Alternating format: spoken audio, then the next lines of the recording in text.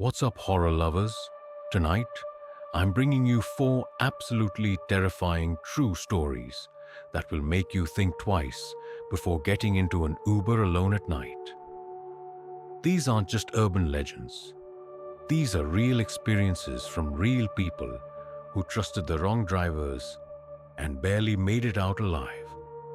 Before we dive into these nightmare rides, make sure to hit that subscribe button and ring the notification bell because we're just getting started with the horror content. Also, let me know in the comments. Have you ever had a creepy Uber experience? Alright, let's get into these stories. And trust me, you're going to want to keep the lights on for this one. It was 11:47 p.m. on a Friday night when Sarah finally left the office building. The quarterly reports had taken longer than expected, and the usually bustling downtown area was now eerily quiet. Street lights cast long shadows between the towering glass buildings, and the only sounds were her heels clicking against the pavement and the distant hum of late-night traffic. Sarah pulled out her phone and opened the Uber app. The familiar interface glowed in the darkness as she set her destination, 1247 Maple Street, her apartment in the suburbs. The estimated arrival time showed 3 minutes for her driver, and she noticed his rating was 4.8 stars with over 2,000 rides completed. Marcus Thompson, the profile read, driving a black Toyota Camry with license plate number KLM 4892.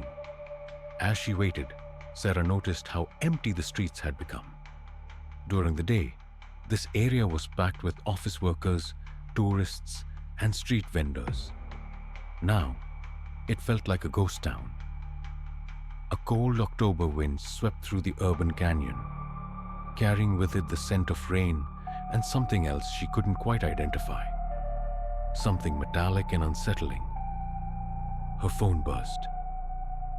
"I'm here," read the text from Marcus. Sarah looked around and spotted the black Camry parked across the street.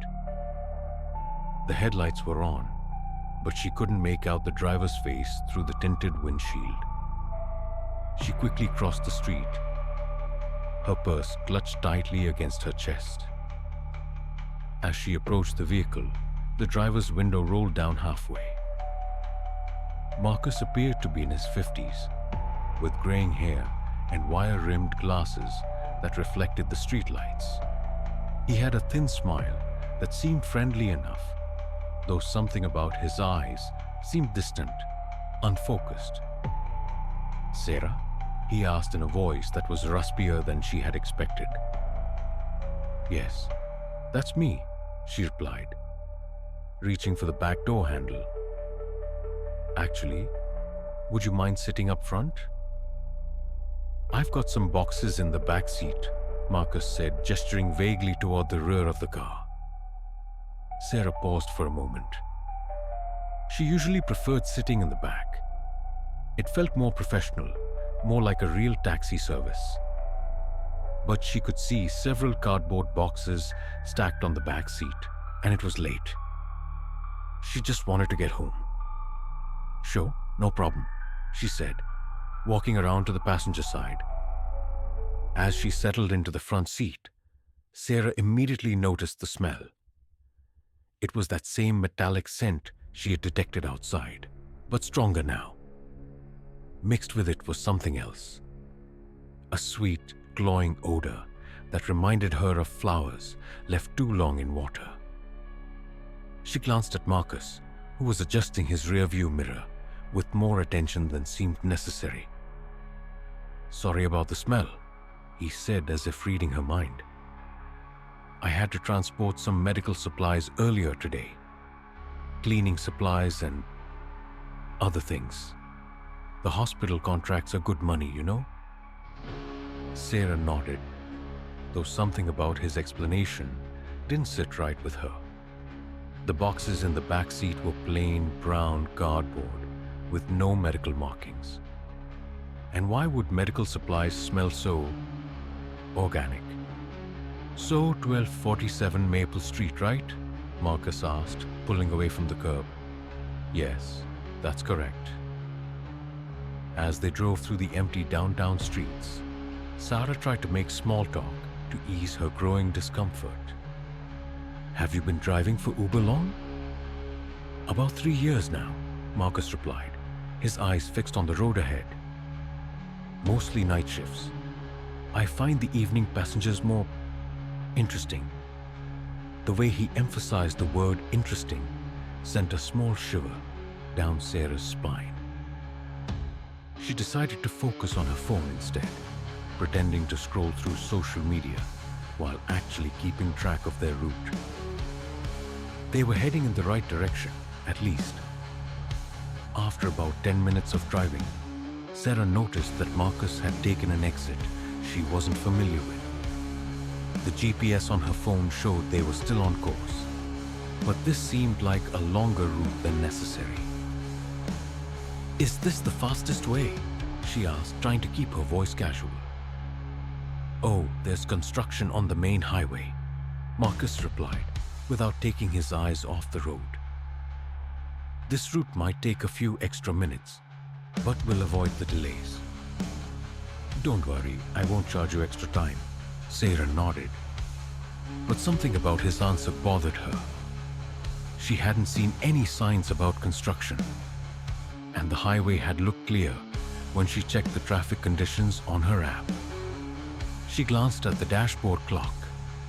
12:23 a.m. As they drove deeper into an area Sarah didn't recognize, the street lights became less frequent. The buildings here were older, more industrial. Warehouses and storage facilities lined the road, their windows dark and empty. The sweet metallic smell in the car seemed to be getting stronger. Marcus, she said, her voice slightly tighter now. I'm not familiar with this area. Are you sure we're going the right way? For the first time since she'd gotten in the car, Marcus turned to look at her directly. In the dim light from the dashboard, his eyes seemed different, darker, more intense. The thin smile was still there, but it no longer seemed friendly. Don't worry, Sarah, he said, his voice dropping to barely above a whisper. We're going exactly where we need to go. That's when Sarah noticed that the child's safety locks on the passenger door were engaged. She could see the little switch was pushed down, trapping her inside the vehicle. Her heart began to race, and she fought to keep her voice steady. I'd like to get out here, please, she said, reaching for the door handle anyway. As expected, it wouldn't open from the inside. Marcus didn't respond. Instead, he turned onto a side road that led toward what appeared to be an abandoned industrial complex. The headlights illuminated rusted chain link fences and warning signs about hazardous materials. Sarah's hands were shaking now as she fumbled with her phone, trying to open the emergency call screen. But Marcus noticed her movement in his peripheral vision. I wouldn't do that if I were you, he said calmly, reaching into the pocket of his jacket. Sarah caught a glimpse of something metallic, a knife, or perhaps a small gun. Just relax, Sarah. This will all be over soon. The car pulled into the parking lot of what looked like an abandoned chemical plant. Tall smokestacks rose into the night sky like skeletal fingers, and the windows of the main building were either broken or boarded up.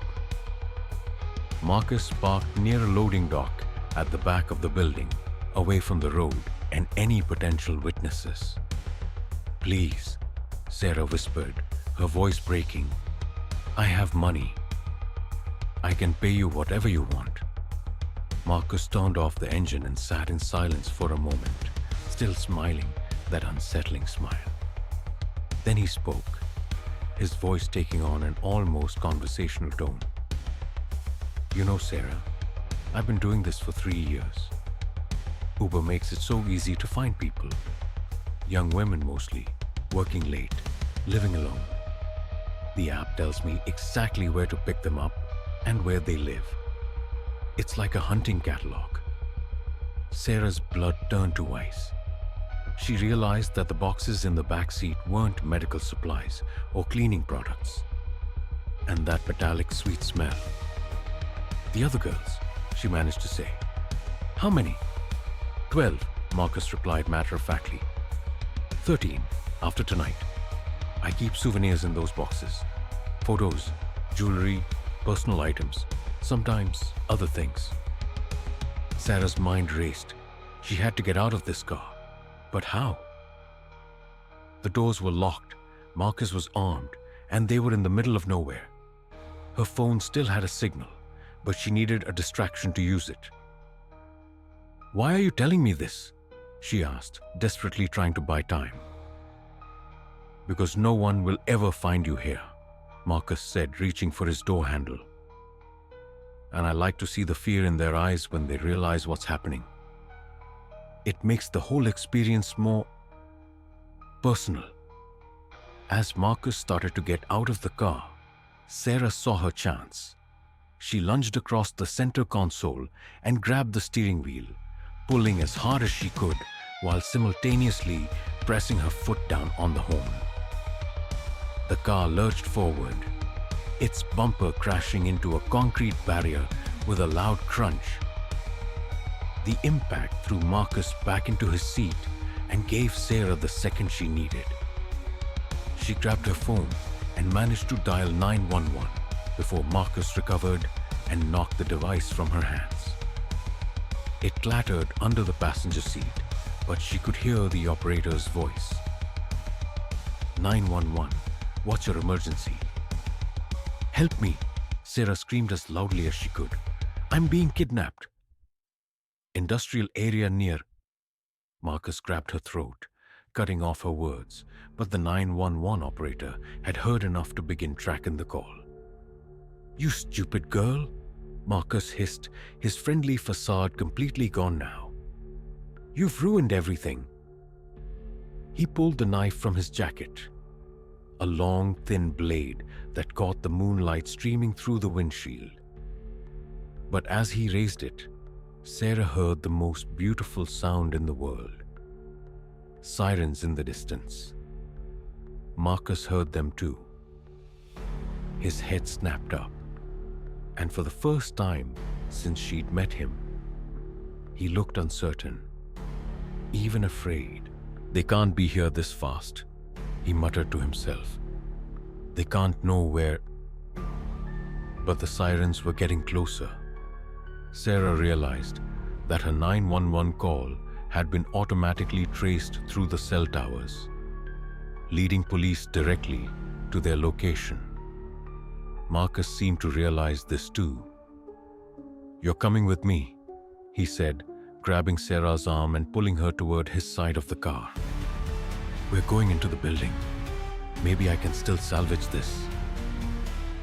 But as soon as Marcus opened his door, Sarah saw her opportunity. She pushed him as hard as she could, sending him tumbling out of the car and onto the asphalt. Then she climbed over to the driver's seat and locked all the doors. Marcus was on his feet quickly, pounding on the windows with the handle of his knife. The glass spider-webbed but held. Sarah fumbled with the ignition. Thankfully, Marcus had left the keys in the car. The engine started just as the first police car rounded the corner, its lights painting the industrial complex in alternating red and blue. Marcus looked back at the approaching vehicles, then at Sarah in the car, and made a decision that would haunt her dreams for months afterward. Instead of surrendering, he ran toward the abandoned building, disappearing into its dark interior, just as 3 more police cars arrived on the scene. The officers found Sarah in the car, shaking and crying, but physically unharmed. In the boxes on the back seat, they discovered exactly what she had feared. Personal items belonging to 12 different women, along with photographs and detailed notes about their routines, their homes, and their final moments. Marcus Thompson was never found. The police searched the chemical plant thoroughly, but the building was a maze of tunnels, storage rooms, and hazardous waste areas. Some investigators believed he had escaped through the underground tunnel system that connected to the city's old industrial district. Others thought he might have died in the toxic environment of the abandoned plant.